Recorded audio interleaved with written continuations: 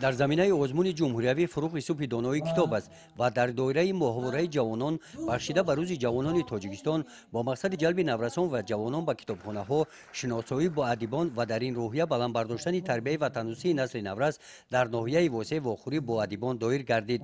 این همایش فرهنگی تحت عنوان یک روز حیات جوانان با شاعر با اقدام مرکز جوانان ناحیه دایر کرده شده. ادیب شناخته اعضای اتفاق نویسندگان تاجیکستان شاعر سلیمان سلطان و همراهانش عضو اتفاق نویسندگان تاجیکستان عبدالقهار موسی و نورعلی یعقوب و ایجادیات آنها را به اشتراکچیان این چهاربینی از نزدیک آشنا کرد.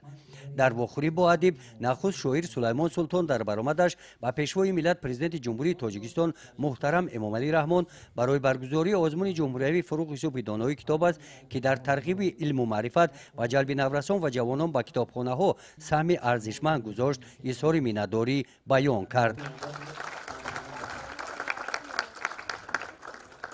در دایره ماهواره جوانان محفل با اشتراک ادیب، شاعر، نویسنده، راهبر محفل ایجاد در شهر کلاب استاد سلیمان سلطان با جلب جوانان ناحیه واسع برگزار کرده شد که این می تواند بهر بلند برداشتن حس وطندوستی و خویشتن‌شناسی و در این زمینه تربیت کردن جوانان مساعدت نماید. مقصد از برگزار کردن همین چنین محفل ها این هم باشد جلب نمودن جوانان به کتاب و کتابخانه و سزاوار استقبال کردن روزی جوانان تاجیکستان.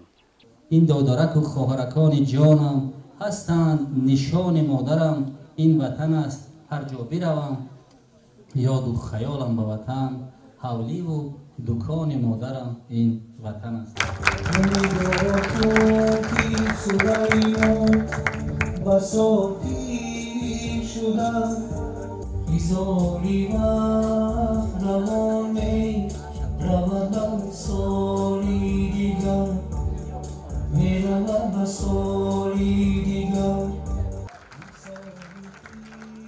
ادیب سلیمان سلطان با مجموعه شعرهایش در کتاب‌های نگین آفتاب، تخت شبنم، قلمرو عشق، یک سبد، گل باور، رقم خیر، کتاب نثری پیسه قطره عشق غریب میان خوانندگانش معرفی گشته است.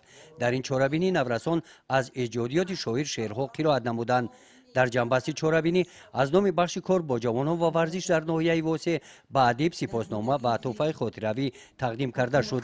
محفل ادبی با برنامه زیبای فرهنگی جنبست گردید. گزارش خواجه نظریف خدای نظر ظهورов از ناحیه واسع برای برنامه اطلاعاتی نوید